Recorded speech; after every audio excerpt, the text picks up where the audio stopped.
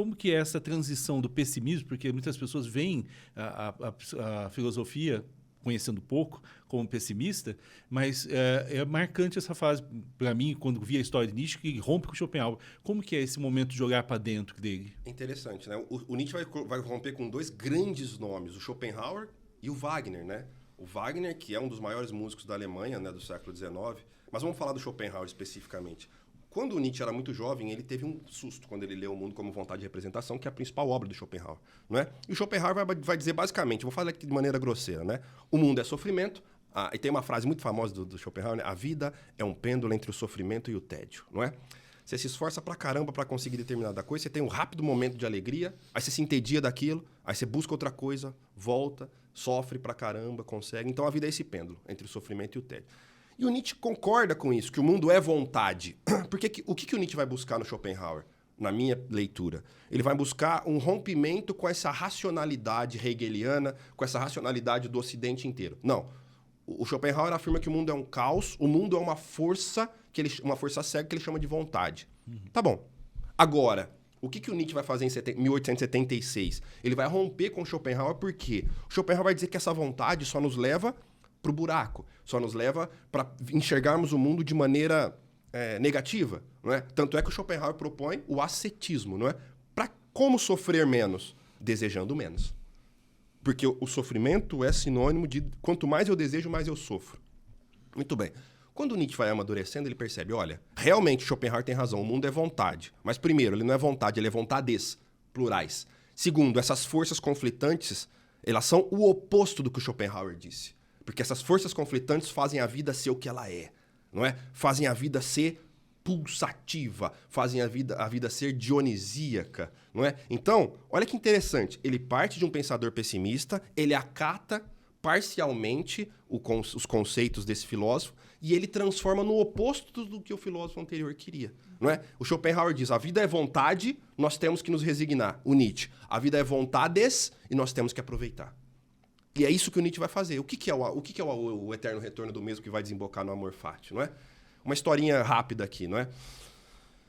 Imagine que chegasse para você um anjo, um demônio, uma criatura e dissesse que a sua vida é exatamente como ela foi até hoje, cada dor e cada sofrimento, cada prazer e cada alegria, ela retornasse por uma hipotética eternidade. Tudo exatamente como foi. Você daria bênçãos ou amaldiçoaria essa criatura? O Nietzsche te pergunta.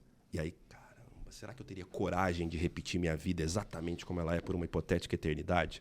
E a resposta é, se você não tem coragem, é porque você está levando uma vida da qual você não se orgulha. Mas o Nietzsche não está falando para você se arrepender do que você fez. Não. Usa o eterno retorno como uma navalha existencial. Caramba, eu teria coragem de que esse momento que nós estamos aqui compartilhando se multiplicasse por uma eternidade? Ótimo, então está valendo a pena.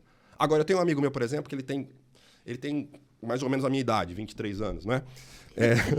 De carreira, ele E ele odeia ser bancário. E aí um dia eu cheguei pra ele, o que o Nietzsche falaria pra esse meu amigo? Meu companheiro, você tem 40 anos, cara. Tem uma força metafísica que te obriga a ser bancário? Cara, você vai chegar aos 80 e vai se arrepender. É isso que o Eterno Retorno nos fala, não é?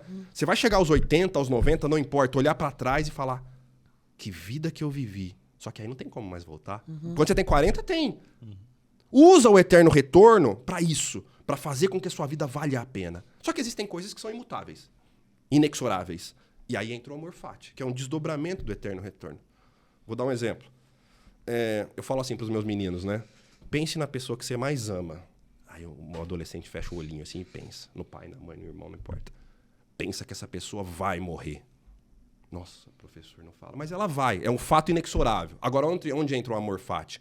Ame o fato de que sua mãe vai morrer. E o que significa isso? Aproveitar o agora. Não é? Não tem coisa mais frustrante do que você chegar e não ter como voltar atrás, por exemplo, na convivência com uma pessoa.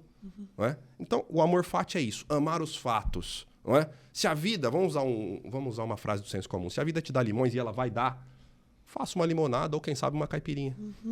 É isso que é o amor fati. Muito bom. Fantástico. Que legal ouvir isso. E você? Você viveria? Você voltaria a viver eternamente? Cada segundo. Porque assim, eu sou o que eu sou hoje graças ao que eu fui. não é? Então, eu fui publicitário lá no começo, porque eu era um adolescente de 16, 17 anos que não sabia o que fazer, gostava de escrever. Eu ia fazer aqueles anúncios legais e não sei o quê. Foi interessante para mim. Depois eu joguei tudo pro alto. E você imagina, eu era dono de empresa, eu tinha uma agência estabilizada em Ribeirão Preto. Eu ganhava relativamente bem. Então, vou jogar tudo pro alto para ser professor de filosofia, para ser escritor. Imagina a cabeça do cidadão de bem, como é que ficou, não é? Nossa, você vai jogar, não, você é empresário, cara. Não, eu quero.